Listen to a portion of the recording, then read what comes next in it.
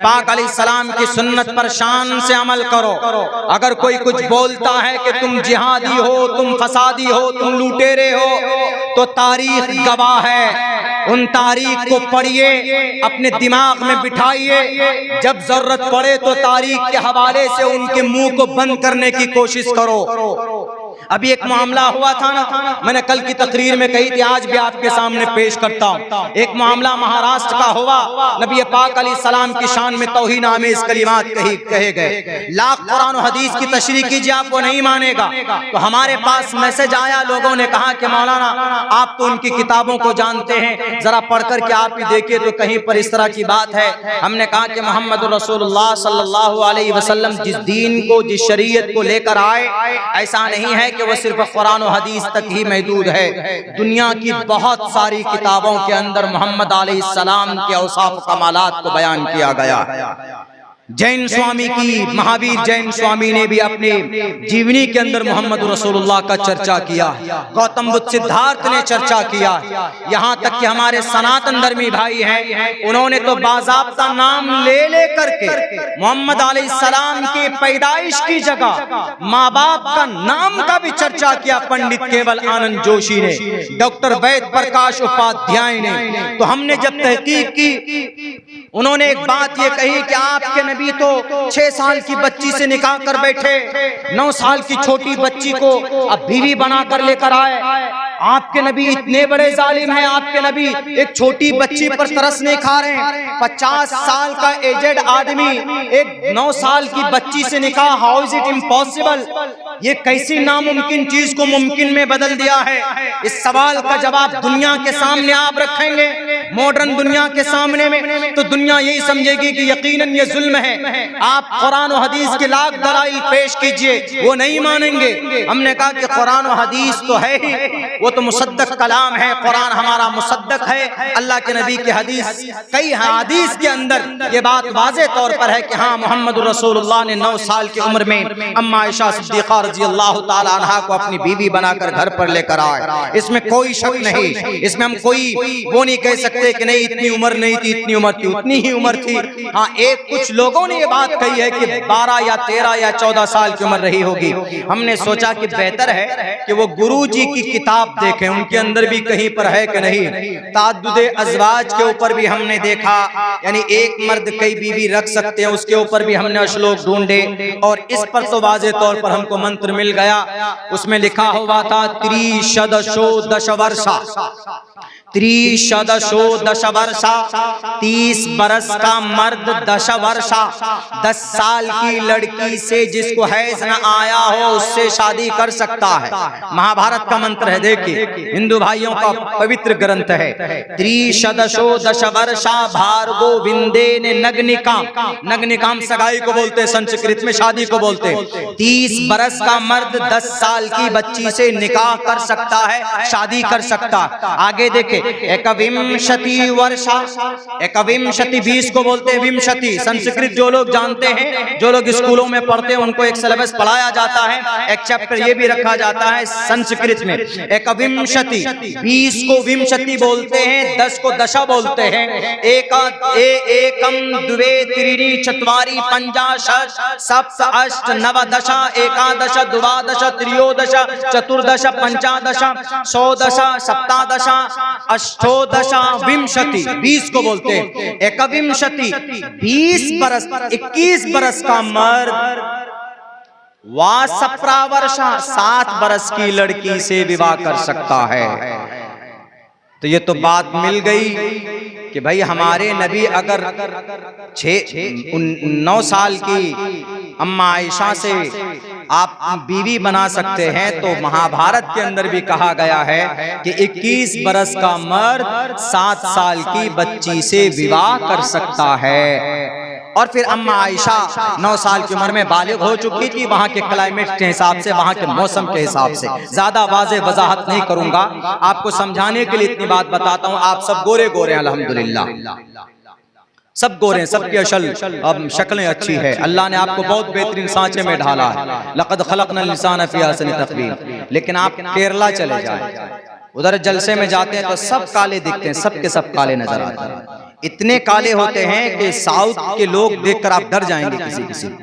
इतने काले होते हैं। क्यों भाई? भारत में वो भी रहते हैं, आप भी रहते हैं। आप उत्तर प्रदेश में रहते हैं, हम बिहार में रहते हैं, वो साउथ में रहते हैं। सबसे ज्यादा मुहज्जब इलाका भारत में साउथ का एरिया पाया जाता है। केरला है, तमिलनाडु है, आंध्र प्रदेश है, वगैरह वगैरह, कर्नाटक वगैरह। लेकिन वहां पर इतने खूबसूरत लोग नहीं होते, बहुत काले होते हैं। अब वो अल्लाह से जब जंग करें कि हम लोगों को काला क्यों बनाया, उत्तर प्रदेश के घोसी वालों को खूबसूरत क्यों बनाया आपने? तो अल्लाह कहता है कि भाई ये हमने वो आबो हवा पर हमने डिपेंड कर दिया। आप बाइक में, आप एसी गाड़ी में बैठकर जाएं, जब सड़क कहीं पर बन रही होती है तो कितनी धूल उसमें है, धूल गर्द गुबार। आप जाएंगे एसी गाड़ी में तो आप बेहतर बन निकलेंगे, आपको कोई आपकी शक्ल चेंज नहीं होगी। लेकिन आप बाइक में जाइए, उसी रास्ते में आपको पहचानने से आपके बच्चे इनकार कर देंगे कि कौन महापुरुष आ गया है। तो ये मौसम के ऊपर डिपेंड करता है। तो अरब में गर्म मौसम है। चाइना का एक 50 साल का बुढ़ा आपके सामने लाकर खड़ा कर दिया जाए तो आपके सामने लगेगा कि he is a young boy, he is a look like अ सलमान खान। ये तो बहुत खूबसूरत, ये तो 16 साल का यंग आ गया। चाइनीज को उनकी उम्र का पता नहीं लगा सकते आप। मोच वोच कटे हुए चपटे मुंह के होते हैं। नेपाल में भी ऐसे होते हैं। हमारे यहाँ से नेपाल बहुत करीब है। तो आप देखेंगे कि भाई 50 साल का है, लेकिन शक्ल के एतबार से उम्र की अंदाजा नहीं लगा सकते। लेकिन कुछ इलाके ऐसे होते हैं कि भाई 15-16 साल का लड़का देखकर आप कहेंगे तुम्हारी उम्र 30 साल लग रही है। तो ये डिपेंड करता है क्लाइमेट पे, वेदर के ऊपर। तो इसलिए अम्मा आयशा सिद्दीक़ा रज़ी अल्लाह ताला अन्हा 9 साल की उम्र में बालिगा हो चुकी थी। उनके ऊपर कोई भी लान छान नहीं लगा सकते। अगर आपको लगाना है, आपको इस हदीस पर एतराज है, तो पहले महाभारत को पढ़िए। उसके अंदर साफ, उसके अंदर उम्र की तायीन की गई। त्रिशदशो, इसकी तशरीह नहीं कर सकते कुछ और। त्रिशदशो, त्रि मने 3, सदशो सदा, सदशो 10। 30 बरस का मर्द 10 वर्षा 10 साल की औरत से शादी कर सकता है, जिसको हैज का भी खून ना आया हो, यानी नाबालिग हो तब भी कर सकता है। हमारे इस्लाम में यह है कि अगर नाबालिग है तो वो बच्ची, वो नाबालिग लड़की या लड़का निकाह नहीं कर सकता अपने से, उसके पेरेंट्स की मौजूदगी में उनकी मर्जी से निकाह करेंगे तभी हो सकता है। और हजरत अम्मा आयशा सिद्दीक़ा रज़ी अल्लाह ताला अन्हा का निकाह उनके अब्बा मोहतरम हजरत अबू बकर सिद्दीक और उनकी माँ की इजाजत से, उनकी मर्जी से निकाह हुआ था। ऐसा नहीं कि मोहम्मद रसूलुल्लाह ने कोई जोर जबरदस्ती की हो, बल्कि बाज़ाब्ता तौर पर पैगाम निकाह भेजा गया। बाज़ाब्ता तौर पर महर के 400 दिरहम मुकर्रर किए गए। बाज़ाब्ता तौर पर रुखसती के लिए अंसार की 2 औरतें पहुंची है, नबी पाक अलैहिस्सलातु वस्सलाम पहुंचे हैं और दूध का प्याला पेश किया गया है जनाब मोहम्मद रसूलुल्लाह सल्लल्लाहु अलैहि वसल्लम के सामने में। तब जाकर ये निकाह आप अलैहिस्सलातु वस्सलाम का स्पन्न हुआ है, लोगों के सामने वजूद में आया। इसीलिए गलत बात, जहालत की वजह से, नफरत की वजह से किसी धर्म के खिलाफ कोई बोल नहीं सकता। हमारा भारत का संविधान कहता है, आर्टिकल नंबर 25 खुले लफ्जों में वाज़े तौर पर कहता है, freedom of conscience and free profession and practice propagation of the religion, कि धर्म के मुताबिक जिंदगी गुजारने की मुकम्मल आजादी इस देश के अंदर दी गई है। एक एक लफ्ज की वजाहत करूंगा तो वक्त लगेगा, लेकिन इशारतन बात कह रहा हूं चूंकि मेरी तकरीर रिकॉर्ड हो रही। Freedom of conscience and free profession and practice propagation of the religion. अकीदा कुछ भी रखें आप कुछ भी रखें, आपके ऊपर कोई जुल्म सितम नहीं कर सकता। आप कितने खुदा की इबादत करते हैं और आप नबी के गुलाम हैं या नहीं हैं, किसी को बुरा भला कहने की परमिशन इस इंडियन कॉन्स्टिट्यूशन के अंदर नहीं। लेकिन हम तो सिर्फ इतनी बात कहते हैं, ए मुसलमानों, अगर अल्लाह का महबूब बनना चाहते हो, मोहम्मद रसूलुल्लाह का सच्चा आशिक बनना चाहते हो, तो यकीनन नबी की सुन्नत के मुताबिक जिंदगी गुजारने की कोशिश करनी होगी। अगर कोई नबी का आशिक है, नबी का आशिक होगा तो सर पर टोपी रखेगा, नबी का आशिक होगा तो चेहरे पर दाढ़ी रखेगा, नबी का आशिक होगा तो सर पर पगड़ी बांधेगा। अगर किसी की सर पर टोपी है, अगर पगड़ी है, चेहरे पर दाढ़ी है तो इसका ये मतलब नहीं है कि वो देश का विरोधी, वो इस भारत का, वो भारत का नागरिक नहीं है। आप याद कीजिए, हम इस धरती से उतनी मोहब्बत करते हैं जितनी हमें अपनी जान से मोहब्बत है, क्योंकि हमारे नबी ने ये तरीका हमें बतलाया है। धरती से मोहब्बत करना, अपने मुल्क से मोहब्बत करना, यानी नबी का तरीका है, सुन्नत नबी है। अल्लाह के नबी अलैहिस्सलातु वस्सलाम को जब उतबा, शैबा, वलीद, हंज़ला, मुगीरा ने मक्कतुल मुकर्रमा में रहने पर मजबूर कर दिया गया, साजिशें रचने लगे कि इनको हलाक करना बहुत जरूरी, इनका खात्मा बहुत जरूरी है, वरना ये इस नए दीन की तबलीग करता फिरेगा, इसलिए इन पर ब्रेक लगाओ। अल्लाह के तरफ से ऑर्डर आया कि मोहम्मद आपको हिजरत करना है। नबी पाक अलैहिस्सलातु वस्सलाम हिजरत करने के लिए हिजरत की गर्ज से जब निकल रहे थे तो आप शहर से जब बाहर निकले, जब मक्का से, शहर मक्का से बाहर निकले तो आपने पीछे मुड़कर, आंख में आंसू थे और आपने मुड़कर के रोते हुए कहा, ऐ मक्का, ऐ शहर मक्का, मैं तुझ में पैदा हुआ, मैं तुझ में पला बढ़ा और मैं यहाँ पर बड़ा हुआ हूँ। पूरी दुनिया के अंदर कोई जमीन ऐसी नहीं बनी है जो तुझसे ज्यादा महबूब हो। मैं तुझसे बहुत मोहब्बत करता हूँ, तू मुझे बहुत प्यारी है। ये अल्फाज इब्ने कसीर ने रिवायत किए, नकल के, उठाकर पढ़ लिया जाए जिसको यकीन नहीं होता तो इससे साफ पता चलता है कि जिस जमीन पर इंसान पैदा होता वहां से मोहब्बत फितरी तौर पर हो जाती। आदमी किसी प्रदेश में जाकर सेटल हो जाए, बिहार का आदमी उत्तर प्रदेश में सेट हो जाए, उत्तर प्रदेश का आदमी महाराष्ट्र में सेट हो जाए, लेकिन अपने आबाई वतन को कभी भूल नहीं सकता, वो कभी न कभी आता जरूर है। नबी पाक अलैहिस्सलाम रोते हुए, आंखों में आंसू लिए हुए चले गए वहां से मक्कतुल मुकर्रमा से, और आप 10 साल के बाद वापस आए। तो इस सुन्नत को जिंदा किसने किया? एक आशिक रसूल ने किया, कासिम नानोतवी ने किया, शेखुल हिंद ने किया, सैयद अहमद शहीद रहमतुल्लाहि अलैह ने किया, शेखुल इस्लाम हुसैन अहमद मदनी ने किया। इस जमीन से मोहब्बत थी। शाह वलीउल्लाह मुहद्दिस देहलवी को वो कुरान से भी मोहब्बत करते थे, टोपी दाढ़ी से भी मोहब्बत थी, लेकिन इस जमीन से भी मोहब्बत थी। 1806 के अंदर अगर जिहाद का फतवा किसी ने अंग्रेज के खिलाफ दिया इस जमीन को बचाने के लिए, तो उस जात अक़दस का नाम शाह अब्दुल अजीज मुहद्दिस देहलवी, जिनके सर पर टोपी भी थी, जिनके सर पर पगड़ी भी थी, जिनके शक्ल में दाढ़ी भी थी, जो एक मस्जिद के मिंबर का इमाम भी था, जो नमाज में पढ़ता था, अजान भी देता था और सुन्नत रसूलुल्लाह का दीवाना भी था, आशिक रसूल भी था। इसका ये मतलब नहीं है कि टोपी दाढ़ी वाला जो होगा वो देश का विरोधी होगा, वो देश के हित में नहीं होगा। गलत बात। अल्लाह के नबी की सुन्नत को इस देश के अंदर अगर इस सुन्नत को किसी ने जिंदा किया है तो हमारे अकाबिरीन हैं, हमारे उलमाए किराम हैं। हजरत शेखुल हिंद रहमतुल्लाहि अलैह इतने बड़े आशिक रसूल थे, इतने बड़े आशिक रसूल थे कि वित्र की नमाज के बाद बैठकर 2 रकात नमाज अदा करते थे। तो उनके शागिर्द ने सवाल किया कि हजरत वाला, बैठकर तो आधी नमाज आधा सवाब मिलता है, आप बैठकर नमाज क्यों अदा कर रहे हैं? उन्होंने कहा कि मुझे पता है कि बैठकर आधा सवाब मिलता है, लेकिन चूंकि ये वक्त ऐसा है, यानी वित्र के बाद हमारे नबी ने बैठकर 2 रकात नमाज अदा की है, तो इसीलिए सदाए इश्क ये है कि मोहम्मद से जैसा अमल जिस अंदाज में साबित हो उसी अंदाज में अगर अमल करे तो सच्चा आशिक वही कहलाता है। कितनी रियायत की जा रही है बताइए अल्लाह के नबी अलैहिस्सलाम की। कौन? शेखुल हिंद रहमतुल्लाहि अलैह, जो बड़े अजीम मुजाहिद गुजरे हैं, आशिक रसूल होने के साथ साथ भारत का एक सच्चा नागरिक भी थे। शेखुल हिंद रहमतुल्लाहि अलैह, जिनके हाथ से top 10 university, Jamia Millia university की बुनियाद शेखुल हिंद ने रखी। आज जो पूरी दुनिया के अंदर नंबर 1 पर अभी सन 2023 के सेंसस जो उनका ग्लोबल सर्वे किया गया तो नंबर 1 का भारत की कोई यूनिवर्सिटी तो जामिया मिल्लिया दिल्ली की वो यूनिवर्सिटी थी, शेखुल हिंद के हाथ से रखी भी यूनिवर्सिटी।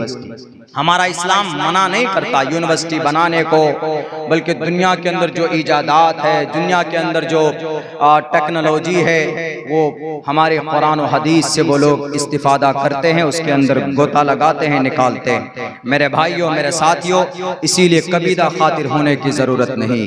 पूरी दुनिया एक प्लेटफॉर्म पर जमा है, आपको चबाने के लिए, आपको मिटाने के लिए। ये वक्त है पूरी मिल्लत को एक प्लेटफॉर्म पर खड़ा होकर शरीयत की रस्सी को मजबूती के साथ पकड़कर जुल्म के खिलाफ आवाज बुलंद करने का। बुज़दिल मत बनिए।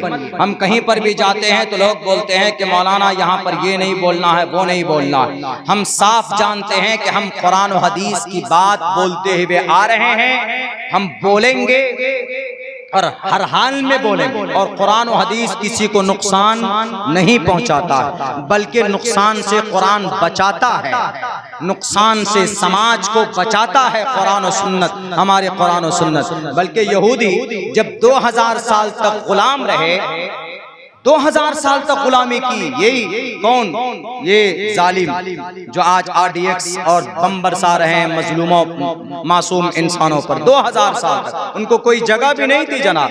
लेकिन जब इनके गुरु लोग बैठे एक जगह पर, उन्होंने कहा कि अरे भाई, आखिर क्या वजह है कि हम कामयाब नहीं हो रहे हैं, क्या वजह है कि हम रुसवाई की जिंदगी गुजार रहे हैं, हमें गैस के चैम्बर में मार दिया जाता है, आखिर हम कामयाब कैसे होंगे। उनमें से एक बूढ़ा शख्स उठा, उन्होंने कहा कि if you want to be a success in this world you have to follow the last prophet Muhammad सल्लल्लाहु अलैहि वसल्लम।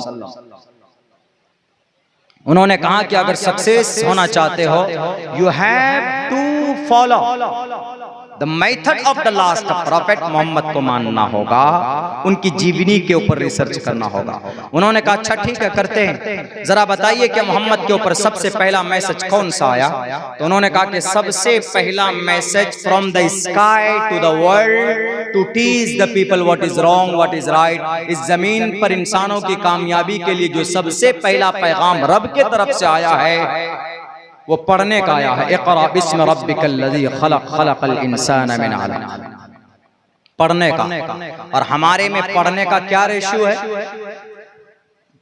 कितने उलमा हैं, कितने मुफक्किरीन हैं, कितने मुहद्दिसीन हैं। अल्हम्दुलिल्लाह फिर भी आपका ये इलाका, आपका ये एरिया आजमगढ़ और मऊ का, फिर भी अल्लाह और दूसरे जगहों के बिलमुकाबिल में आप 100 मरतबा शुक्रिया अदा कीजिए कि बहुत दूर तक यहाँ जो उलमा और जो मुहद्दिसीन और फुक़हा पैदा हो गए, दूसरे लोग फायदा उठाते हैं। लेकिन और ज्यादा होना चाहिए, इसी तरह और दूसरे इलाकों में होना चाहिए,